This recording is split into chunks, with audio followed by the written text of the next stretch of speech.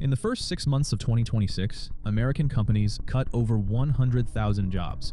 And for the first time in history, the number one reason they gave was artificial intelligence. And last week, the company that started it all made Washington an offer no one saw coming. This is the week AI politics and AI economics collided. Start with the official numbers. In June, the U.S. economy added just 57,000 jobs, barely half of what economists expected, and the weakest month since February. April and May were both revised down too. The labor market isn't collapsing, but it is quietly stalling.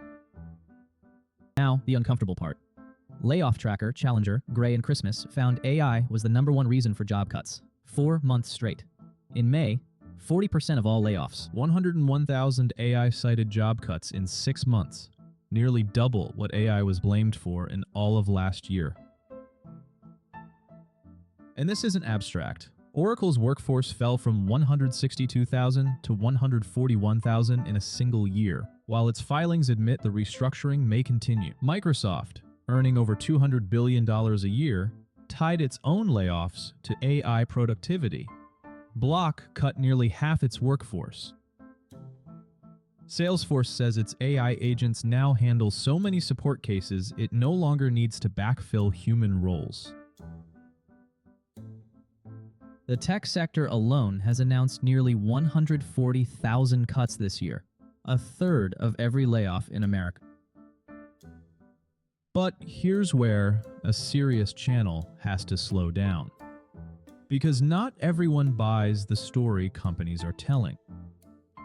Glassdoor's chief economist warns companies may be scapegoating AI, a respectable excuse for ordinary cost cutting.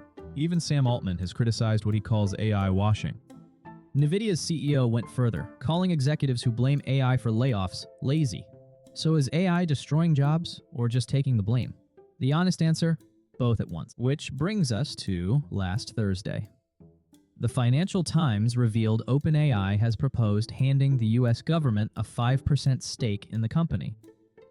At OpenAI's valuation, that stake is worth roughly $42 billion, and the proposal suggests other AI giants should do the same.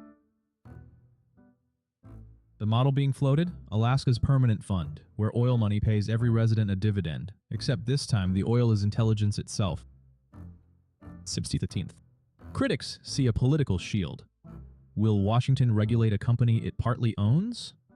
The same government that switched off a rival's model last month. So what does this mean for your career? The safest skills are the ones AI amplifies, not replaces. Judgment, client trust, and knowing when AI is wrong. Second, watch August 1st. The White House is expected to announce voluntary AI standards. Whoever writes those rules shapes the next decade of work.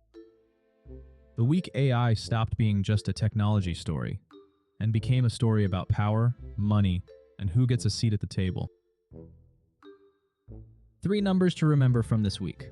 101,000 jobs cut, 57,000 added, and 5% on the table.